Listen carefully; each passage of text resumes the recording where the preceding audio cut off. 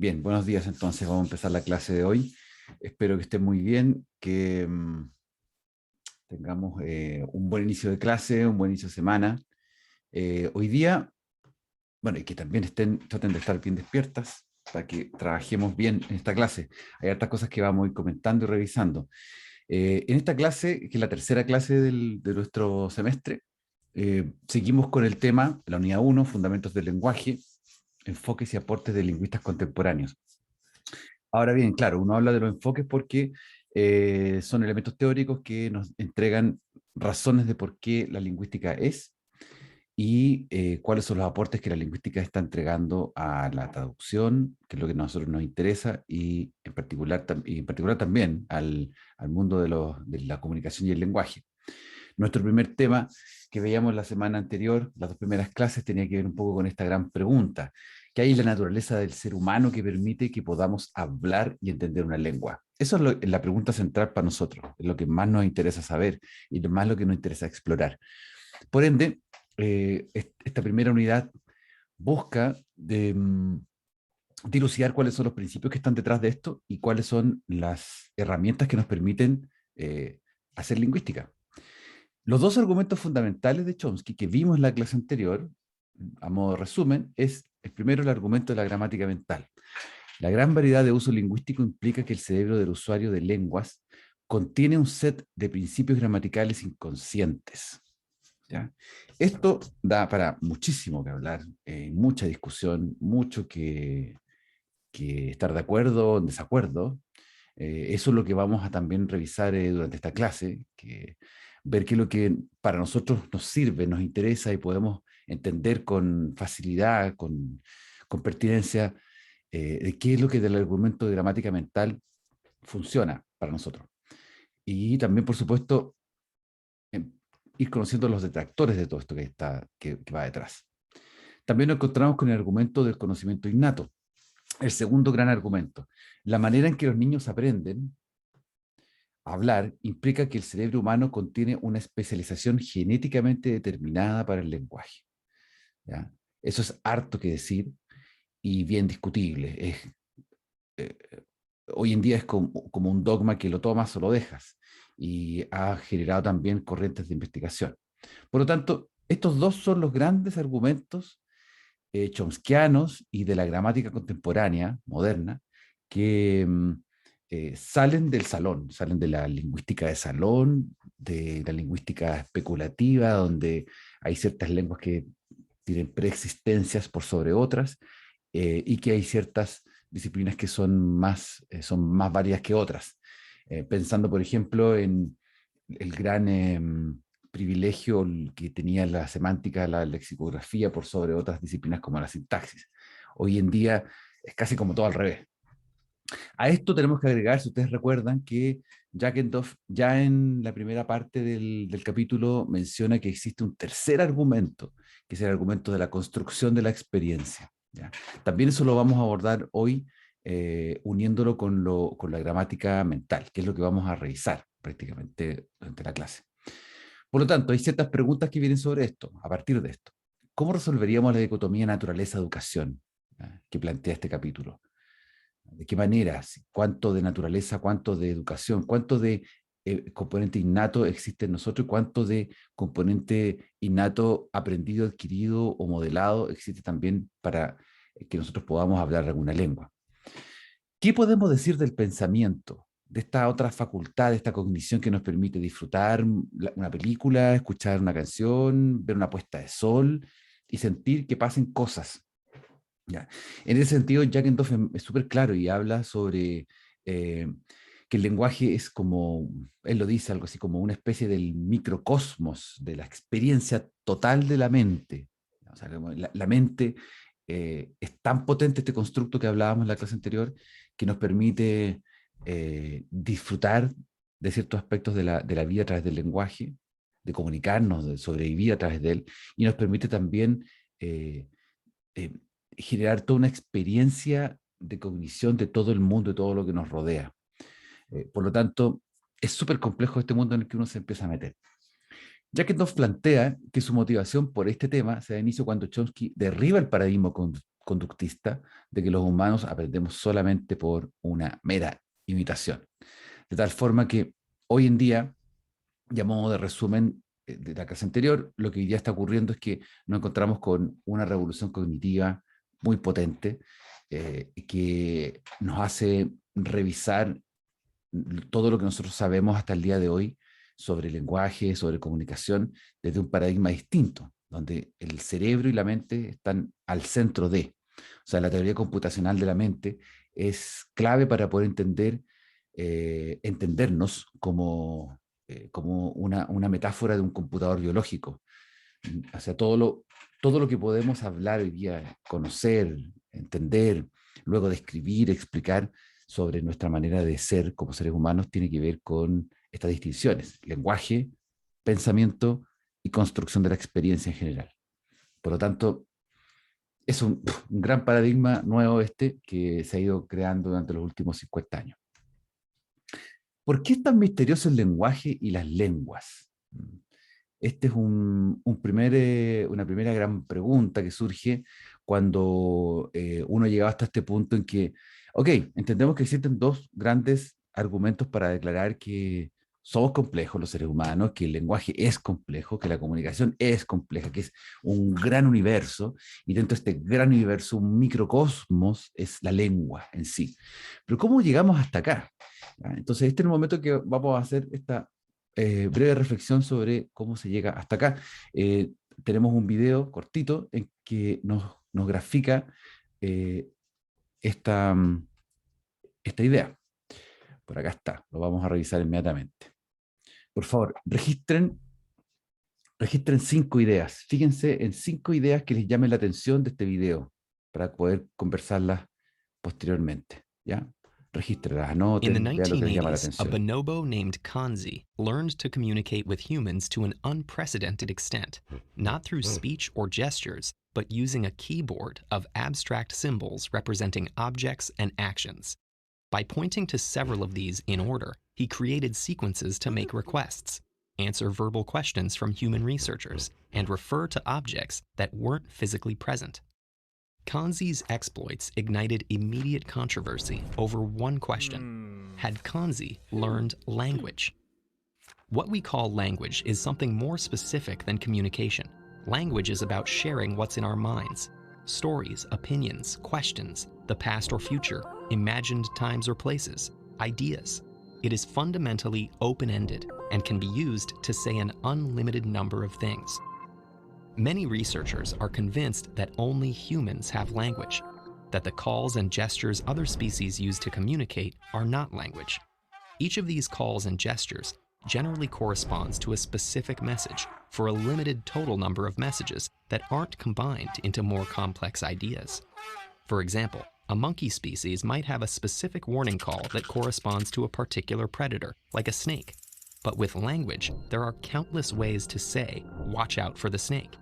So far, no animal communication seems to have the open-endedness of human language. We don't know for sure what's going on in animals' heads, and it's possible this definition of language, or our ways of measuring it, don't apply to them. But as far as we know, only humans have language. And while humans speak around 7,000 distinct languages, any child can learn any language, indicating that the biological machinery underlying language is common to all of us. So what does language mean for humanity? What does it allow us to do, and how did we come to have it? Exactly when we acquired this capacity is still an open question. Chimps and bonobos are our closest living relatives, but the lineage leading to humans split from the other great apes more than 4 million years ago. In between, there were many species, all of them now extinct, which makes it very difficult to know if they had language or anything like it. Great apes give one potential clue to the origins of language, though. It may have started as gesture rather than speech. Great apes gesture to each other in the wild much more freely than they vocalize.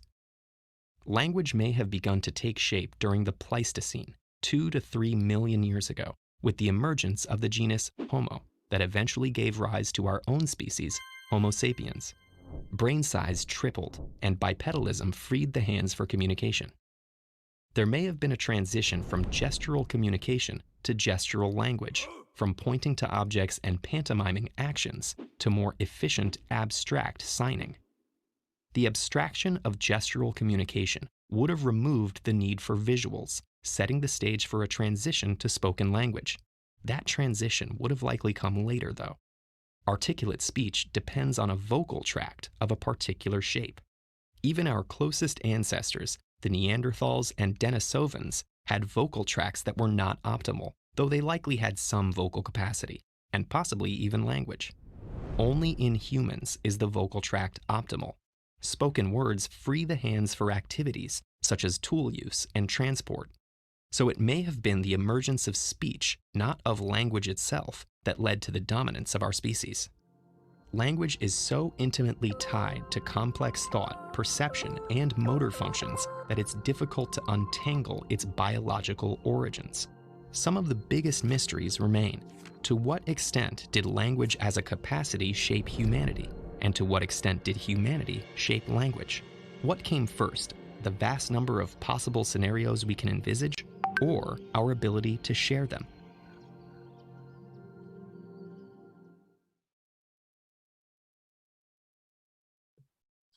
Bien, ¿qué tal? ¿Qué les pareció este video? ¿Qué ideas podemos destacar de acá?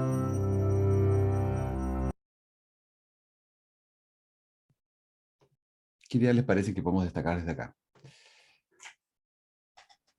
Siento que para ser tan corto, porque dura como 4 minutos, Sí, 4 minutos y algo. igual tiene hartas ideas que ayudan harto a entender y mejor incluso el texto que tuvimos que leer, la segunda parte del texto. Ya, bien, bien, bien. Bueno, por eso también escogimos este video en particular, porque tenía esta propiedad. Una idea que te quedó en la retina después de ver el video. Yo sé que el video es rápido, uno podría verlo 2, 3 veces para poder pescar algunas cosas más en detalle, pero algo sí que te ha llamado la atención.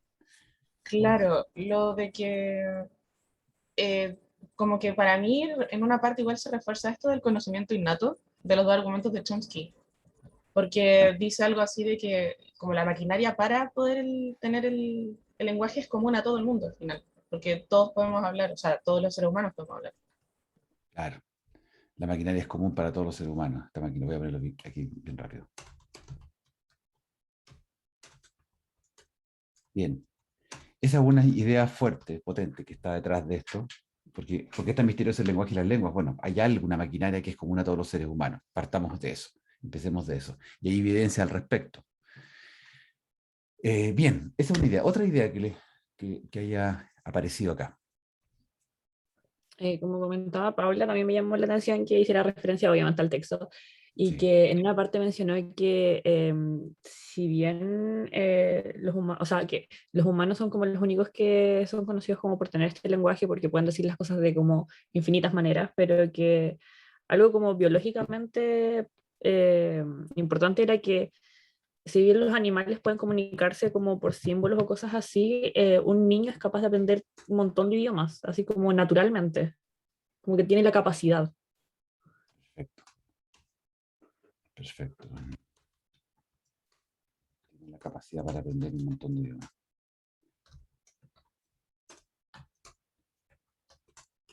Y eso es clave, porque digamos, es lo que nos moviliza y, o sea, y lo que nos sorprende.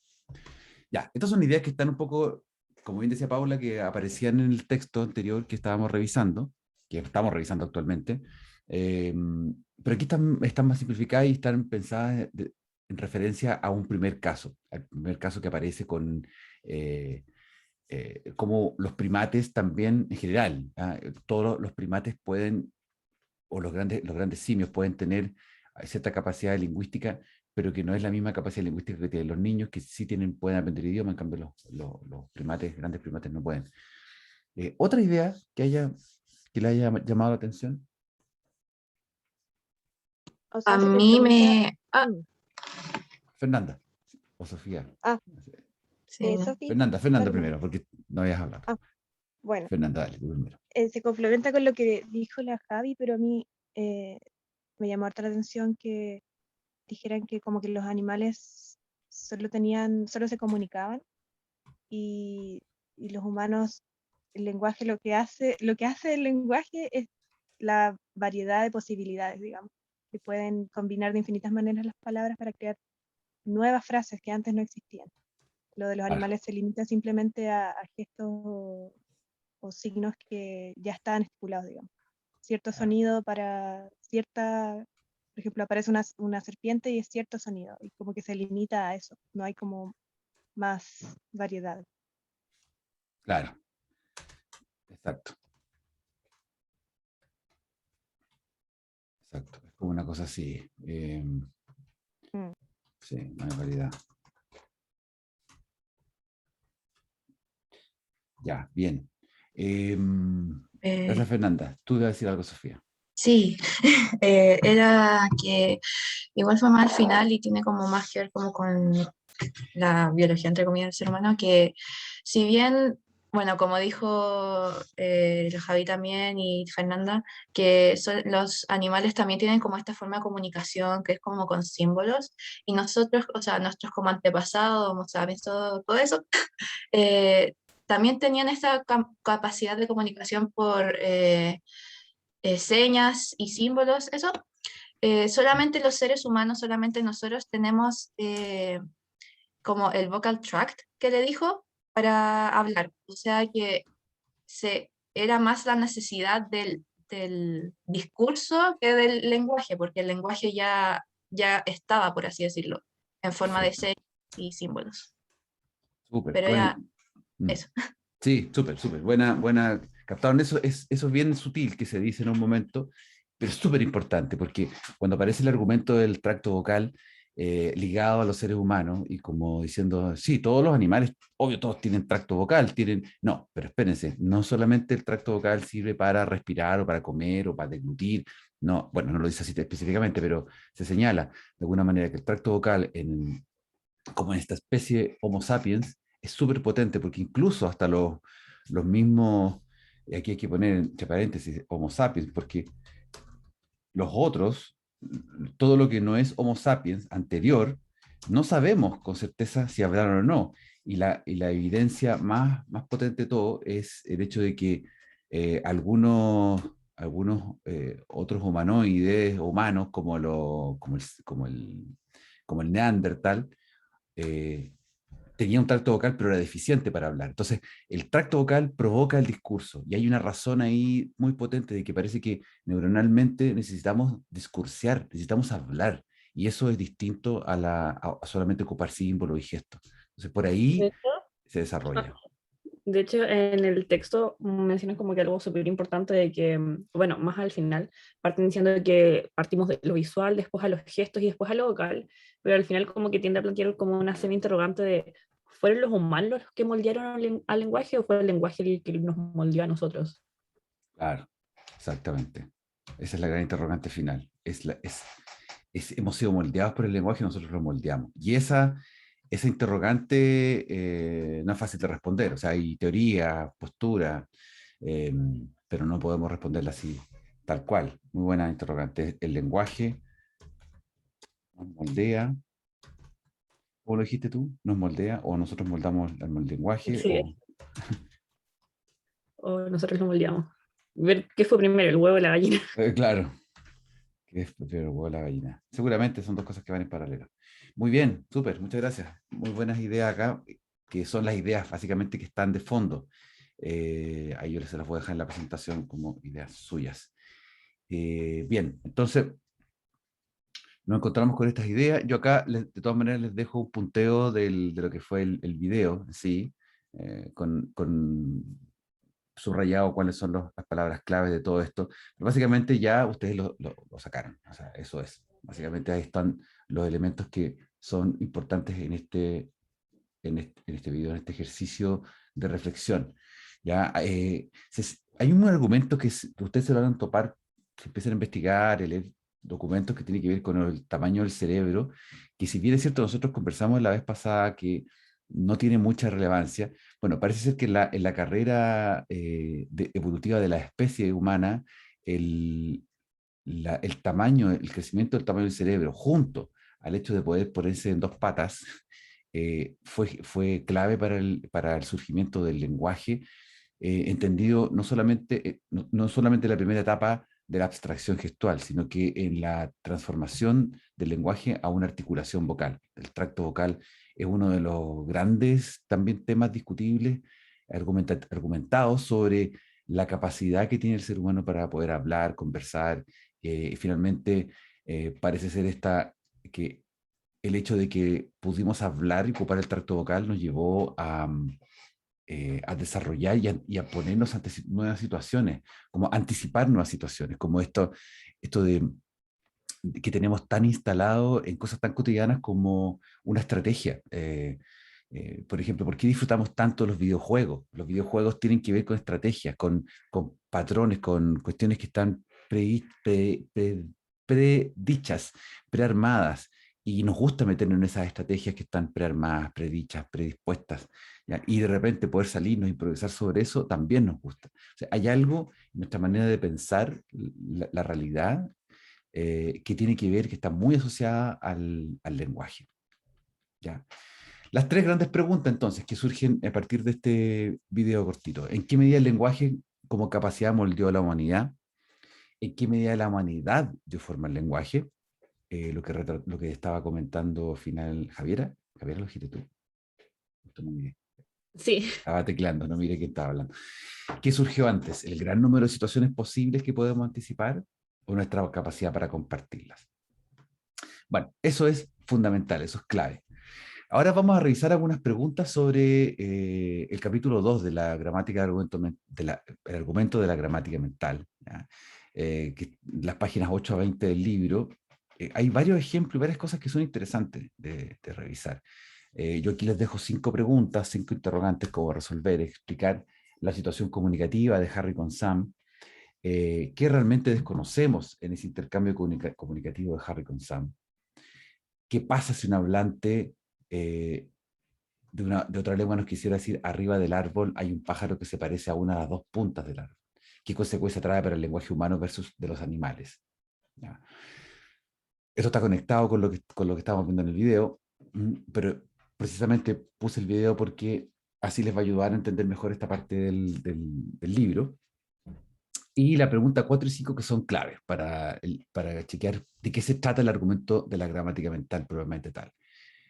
La relación número-lenguaje-neuronas, que está por ahí explicado, creo que en la página 13 o de la 13 a la 15 creo que está. Y las 5 patrones y almacenamiento. ¿Qué es eso de hablar de patrones y almacenamientos? Vamos a trabajar en dos grupos, los voy a asignar aleatoriamente y lo hacemos rápidamente. En 10 minutos nos volvemos a encontrar. ¿Ya? La idea es que puedan abrir el libro, trabajar, conversar y dar una síntesis de cada uno de estos puntos importantes. ¿Ya? Ahí nos vamos a separar en grupos. Juan, Natalia, Paula, Sofía, Tania y en otro Ana, Javiera, Catherine, Pablo, Valentina.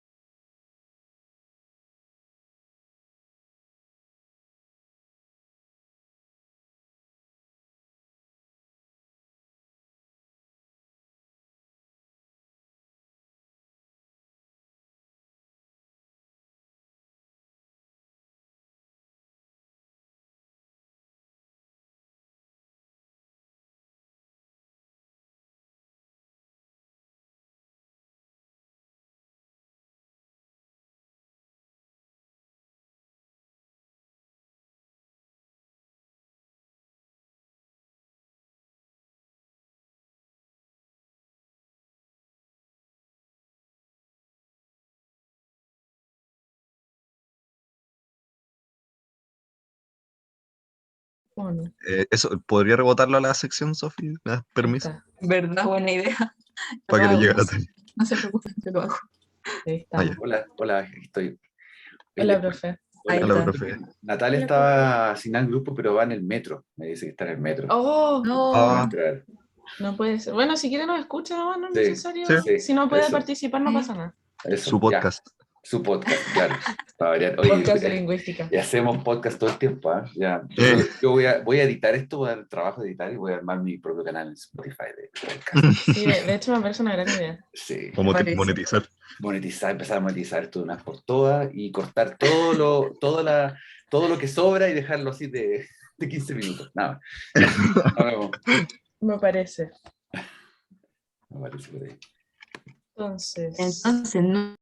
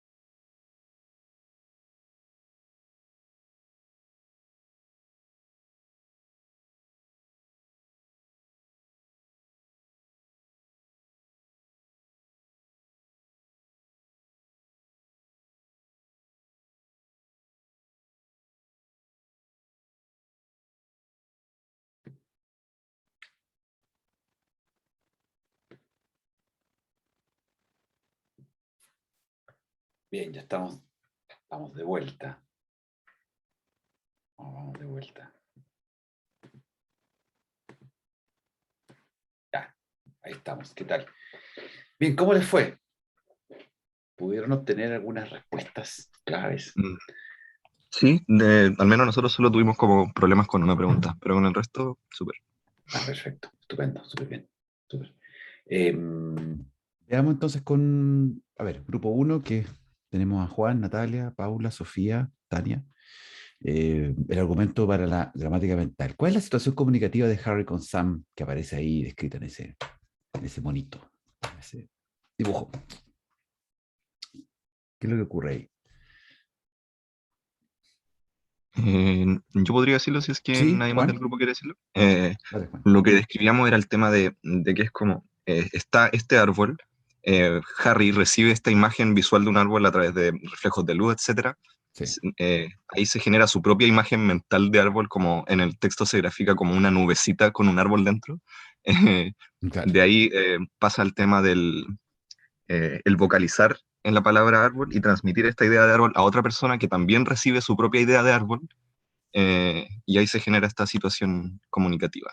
Claro. Es la situación clásica comunicativa que nos han descrito siempre Claro. desde el día 1 en comunicación y lingüística. Ahora, eh, está bien, eso es, perfecto, porque entendemos también que la gran problemática que hay acá es saber si efectivamente el árbol de que están hablando ellos dos es el mismo árbol o están hablando de árboles distintos, porque tenemos arbolitos en la mente cada uno, pero no sabemos si efectivamente son así tal cual. Entonces ya ahí se nos presenta un primer problema, pero básicamente la situación comunicativa de Harry con Sam tiende a ser con eso.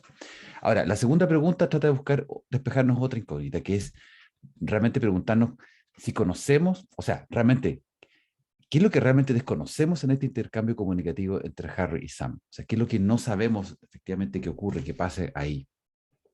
Eh, a ver, en el grupo 2, Ana, Javiera, Catherine, Pablo, Valentina, ¿qué ideas ustedes conversaron al respecto?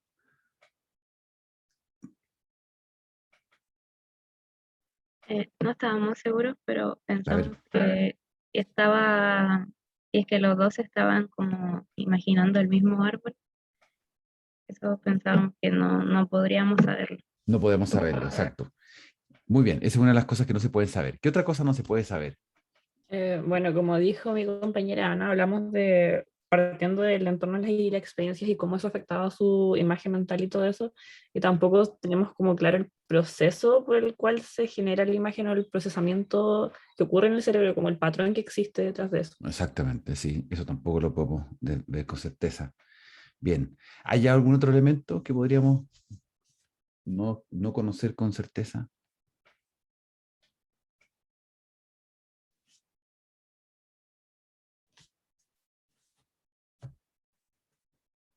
En términos de sonido y pronunciación también podrían haber cuestiones que podrían estar fuera de nuestro ámbito de... eh, o sea, de hecho, podrían haber cuestiones que tienen que ver con la pronunciación que harían que no se entendieran o que hubiera una mala o inadecuada transmisión de comunicación. Una de las cosas que, por ejemplo, nosotros como hablantes no hablantes nativos de inglés, en el caso que estemos pensando en inglés acá, el tree y three el t y el th no son para nosotros distinguibles desde el punto de vista fonético y es clave que uno no vaya a confundir tree con three, cosa que son las primeras confusiones que uno tiene cuando aprende lengua inglesa, por ejemplo, porque no son fonemas para nosotros, sino que son variantes de sonido. Entonces, hay también cuestiones que tienen que ver con la fonética que podrían no estar precisamente precisados para nosotros como observadores. O sea, puede que haya, lo que me refiero es que puede que haya una confusión entre los dos y que no articulan bien fonéticamente. 3. ¿Y qué pasa si un hablante de otra lengua nos quisiera decir, arriba del árbol hay un pájaro que se parece a una de las puntas del árbol?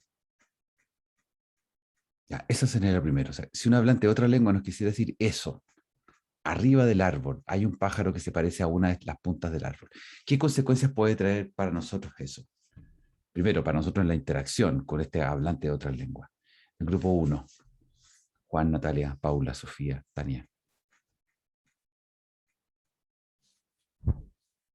Bueno, esto tiene harto que ver como con la variedad de como de la variedad que tenemos para decir ciertas cosas en comparación con el lenguaje como de los animales. Tenemos como todo este, ¿cómo era que se me perdió? Eh, este inventario de elementos que son las Sí. palabras para poder decir algo. Así que como tenemos tal complejidad, deberíamos nosotros como ir desglosando la frase por completo, así como ya, entonces, ¿qué me quiere decir? Es el pájaro que se parece a una de las puntas del árbol, pero ese pájaro está en el árbol, así que tengo que ir viendo por parte para poder Mm. entenderla por completo. Sí, se hace súper complejo. Es una expresión muy difícil desde el punto de vista de un hablante de otra lengua, de un hablante, por ejemplo, no nativo del español que quisiera expresarnos aquello. Tendríamos que tener muy claro, o sea, tratar de discernir muy claramente cuáles son cada uno de los componentes de eso que quiere decirnos el otro. Por lo tanto, nos estamos moviendo a planos desde el punto de vista cognitivo, del pensamiento, por un lado. Por otro lado, estamos moviendo en un plano netamente lingüístico, sintáctico, como amarrar e ir generando que una palabra con la otra tengan sentido. Y por otro lado, hacer las conexiones desde el punto de vista del mensaje que quiero entregar. O sea, esto que parece un poquito como trabalengua, lo que estamos diciendo, como que estamos recursivamente metiéndonos en el asunto de un intercambio de comunicación propiamente tal, es clave dentro de la lingüística y la traducción, porque son las preguntas más habituales que uno se hace de manera inconsciente, por supuesto, cuando está trabajando con lengua, sobre todo con otra lengua, con una segunda lengua o tercera lengua. Es de qué manera ponernos en el lugar, de qué manera podemos mejor ponernos en el lugar de otra persona que está tratando de comunicarnos esta idea, que no sabemos con certeza si es esa idea, o si es un problema, o si es un esfuerzo aventurado por unir ideas que nunca en su mente esta persona trató de juntar. Ahora bien, la consecuencia que trae para el lenguaje humano versus el de los animales, lo dijeron ustedes mismas, Paula, Javiera, Sofía, hace unos minutos atrás, cuando dijeron que el lenguaje humano lo que tiene esta suerte de no limitación versus la de los animales. A lo que Jackendorf llama en esta parte del texto, le llama variedad. La gran variedad del lenguaje, o sea, la variedad del lenguaje como característica propia del lenguaje humano, hace que tengamos miles de expresiones posibles. O sea, puede ser que incluso Harry le esté contando a Sam varias cosas. De hecho, Jackendorf lo menciona, creo que como en la página 10 por ahí, o antes a lo mejor. Dice, no sé, el pájaro está arriba del árbol, puede que haya un pájaro que esté volando, un pájaro voló ayer, los pájaros se suben arriba de los árboles, eh, los pájaros parecen árboles, o sea, uno podría decir miles de cosas refiriéndose al árbol y al posible pájaro arriba del árbol. Entonces, la variedad es súper potente. Bien, ahora pasemos a la segunda parte de esto, que es el argumento fundamental de la gramática mental. Yo ahí no les puse preguntas, sino que les quise poner una asociación, a ver cómo lo tomaban ustedes, cómo lo podían eh, eh, deducir del texto. El hecho de número junto a lenguaje, junto a neuronas. ¿Qué se habla de eso? El grupo número 2. ¿Llegaron a identificar cuando se habla de número, lenguaje, neuronas? Ana, Javiera, Catherine, Pablo, Valentina. ¿Qué Sí, ejemplo se llegamos, da? sí, llegamos hasta esa parte y por lo menos nosotros lo interpretamos desde la parte en la que hablaba de los patrones y el almacenamiento en la memoria y todo eso. Perfecto, ya. De que, por ejemplo, el procesamiento mental para guardar todos esos patrones decía que no podíamos memorizar todo y después también hablaba de que cómo éramos capaces de comprender patrones que nunca antes habíamos escuchado y todo eso nos deriva también a, ¿cómo se dice?, a la gramática mental que en teoría existe en nuestro cerebro y fue como una discusión ligada a todos esos temas. Perfecto, súper bien. Ahí yo pongo un ejemplo de lo que se menciona. Un X es no un Y o no es un Y. Eh, eso es un patrón. Ese es un tipo de patrón que está en nuestra mente, que está en nuestra manera de construir oraciones y que en algún momento, por ejemplo, los relativistas lingüistas decían que ciertas lenguas te daban esa estructura. Por ejemplo, si yo pensaba en navajo, el navajo me iba a entregar la estructura de decir un X es un artefacto con una serie de puntas o serie de líneas que están, o sea, el navajo me iba a impulsar a pensar más geométricamente. En cambio, otras lenguas como el inglés o el español podrían ser de corte más semántico lógico, por decirlo de otra manera. O sea, como un X es un no I o no un I. Por lo tanto, ese patrón me podría generar diversos tipos de oraciones. Y eso fue súper discutido con respecto a los relativistas, porque lo que propone la gramática mental es que no existe una lengua particular que me permee la realidad de esa forma, de una manera en particular, sino que lo que hace, lo que hay ahí en la lengua es, hay que patrones más profundos, más subyacentes, y por ende tendría que ver con las neuronas, con la biología. ¿Hay algún ejemplo que aparezca ahí sobre esta misma idea del un X es no un Y u otra cosa? Bueno, ahí está el ejemplo que aparece en el mencionado. Como cualquier cosa puede ser un no, sea lógico o no lógico desde el punto de vista de la semántica, probablemente tal, sí de la construcción de elementos sintácticos, morfológicos, morfofonémicos, puestos en el enunciado, sí tienen sentido, aunque estrictamente hablando el léxico pudiese variar, pero sí está bien construido ese punto de vista, desde el patrón. ¿Hay algún otro ejemplo aparte de este que les haya llamado la atención?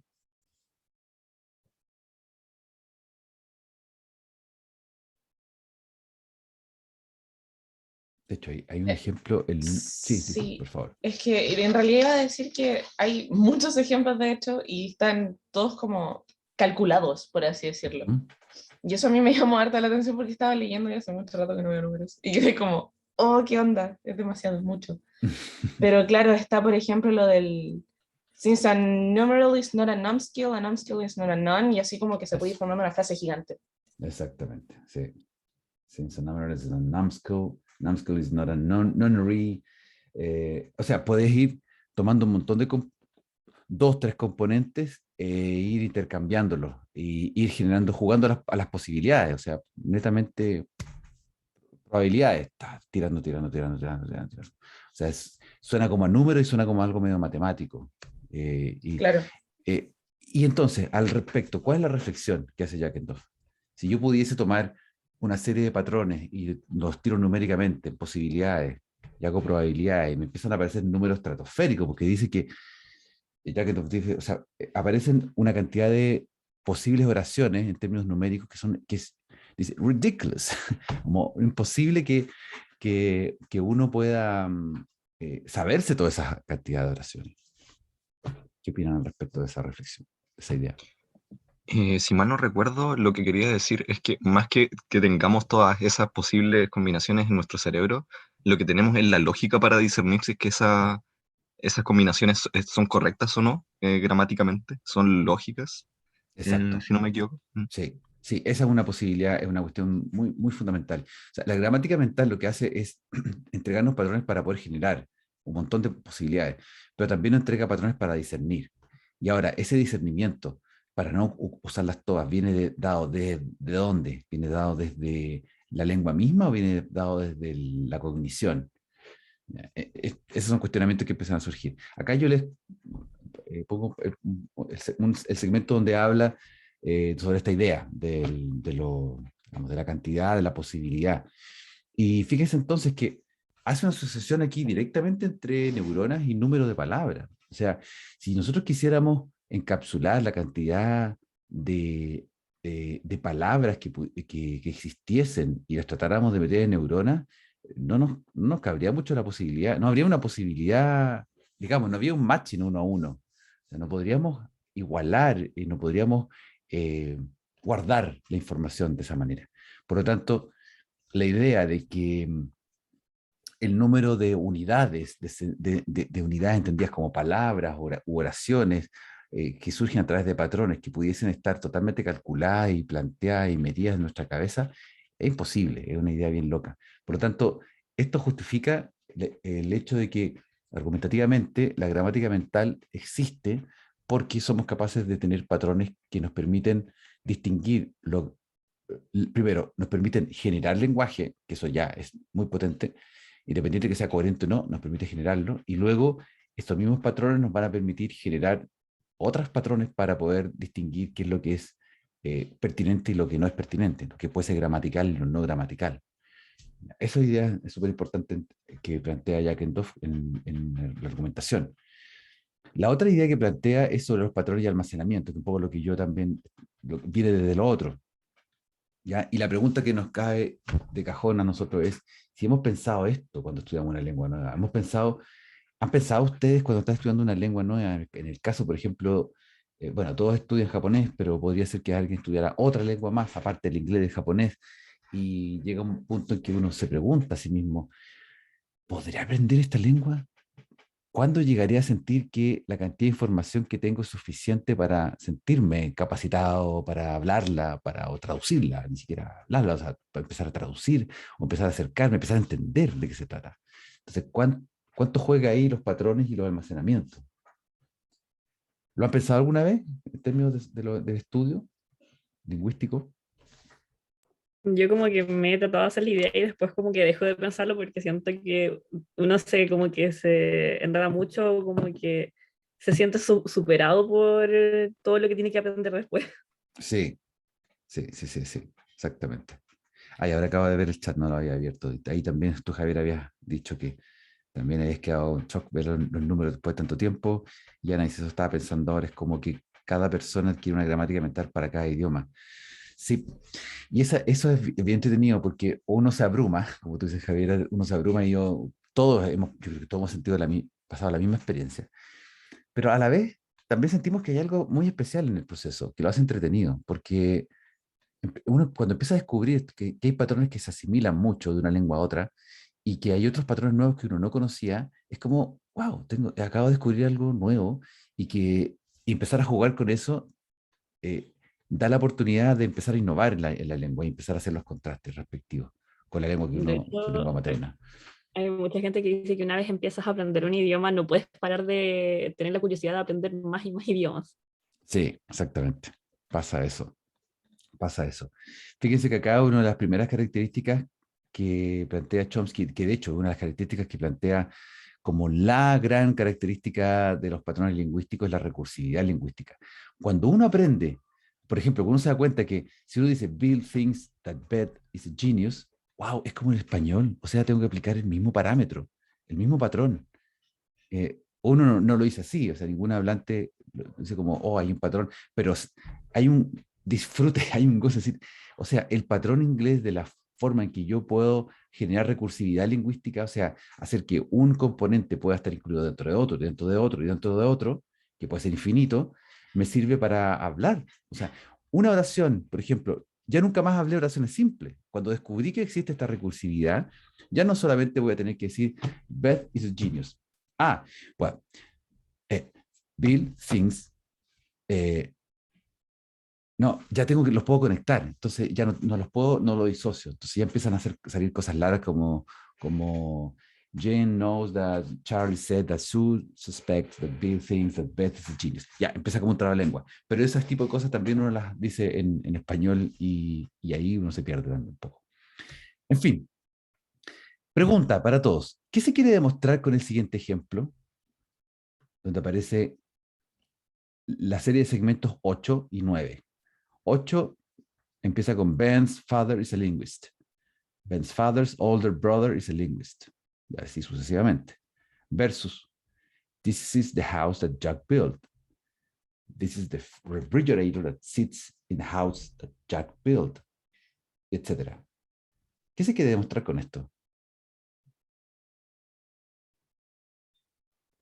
Podemos formar una cantidad inmensa, sino que infinita de frases con los patrones que tenemos como almacenados. Exactamente.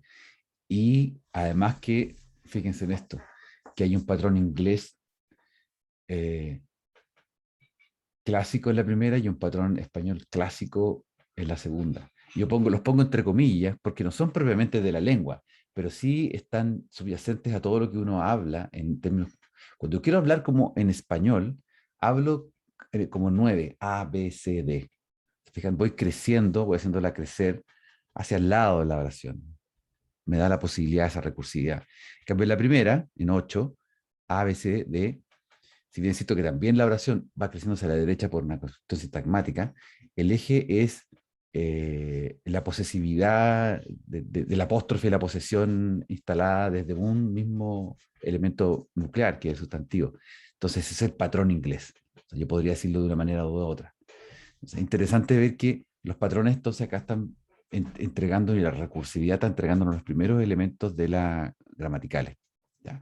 El argumento de la gramática mental. ¿Ya? La variedad de lenguaje, la expresiva variedad de lenguaje, de uso del lenguaje implica que todos los usuarios, el cerebro de todos los usuarios del lenguaje contienen principios gramaticales inconscientes. De alguna manera todos tenemos estos principios.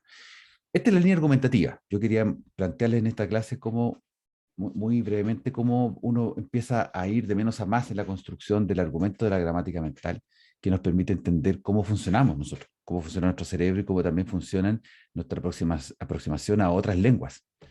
¿Ya? Acá también les dejo ¿Profe? algunos segmentos destacados. Sí, por favor. Estaba mostrando el PowerPoint ¿Sí? que no está No, compartiendo. oh, Sí, me van sí, yo a... pensé que estaba como conversando nomás, por eso no le había Sí, dicho nada. igual. Discúlpenme muchísimo, ¿verdad? Pues no No, si estaba no pasa compartiendo. nada. Esto lo estaba yo hablando aquí, estaba mostrando estos patrones. Patrones de almacenamiento. Oh, qué torpe soy. Claro, pues salimos Sí. de la otra conversación y no compartí. Me fui Pero en igual no volada. se preocupe si al menos yo tenía el texto, entonces estaba siguiendo todo lo que estaba Ya, diciendo. pucha. Bueno, aquí están los pantallazos de lo que estaba diciendo. Ahí están los patrones. Lo que se quiere mostrar con el ejemplo. Ya, eso es un poco lo que estaba conversándole ahora al final. Y lo que les había comentado antes era esto que estaba acá, la recursividad de lingüística. Ya. Y esto otro que está acá son unos pantallazos del texto para que ustedes lo revisen, solamente para poder poner hincapié, énfasis en la noción, la forma en que Yaketov va articulando esta argumentación, o sea, como una pregunta esencial. eh, eh, a ver, pero explícame, ¿por qué existiría la gramática mental? Entonces, aquí es como una pregunta y respuesta, como yendo de menos a más para ir entendiendo por qué la gramática mental es interesante, entenderla, desde el punto de vista de que hay oraciones que no tienen sentido y que otras sí se van haciendo sentido, cómo se va haciendo el sentido a través de tal y cual cosa, tal y cual mecanismo. No, no lo voy a leer entero porque no tenemos tiempo y no el sentido, no es la idea. ¿Ya? Quiero terminar solamente con el gran ejemplo que ponía Chomsky, colorless green ideas sleep furiously, que si nosotros lo ponemos en nuestro amigo Google Translate, nos va a hacer la traducción tal cual. Las ideas verdes incoloras duermen furiosamente. O sea, el traductor está preparado para mecánicamente tomar la sintaxis y leerla como un patrón. Esto demuestra que, bueno, los traductores automáticos lo que hacen es ser alimentados con todos estos patrones. Por lo tanto, un patrón de sintaxis inglesa que es adecuado puede ser traducido, independiente de que el patrón no tenga ningún sentido desde el punto de vista semántico, porque esta oración que ocupó Chomsky, que formuló Chomsky en algún momento de sus ejemplificaciones, lo que quería demostrar es que el componente sintáctico es fundamental, o sea, el componente de producción sintáctica es fundamental para generar patrones y generar gramática. En este caso, gramática inglesa adecuada, pero sin sentido, sin léxico. O sea, él estableció que la sintaxis era lo primero, que el léxico estaba supeditado a posteriores desarrollos. Eso generó mucha controversia en su momento, porque lo trataron de mirador en menos del léxico y la semántica, y que en realidad, claro, sus ideas, sus principios de gramática mental solamente estaban preocupando de, entre comillas, el fierro, o sea, como la sintaxis pura, sin contenido, sin sentido, y que el lenguaje humano no es eso. El lenguaje humano tiene que tener sintaxis con contenido.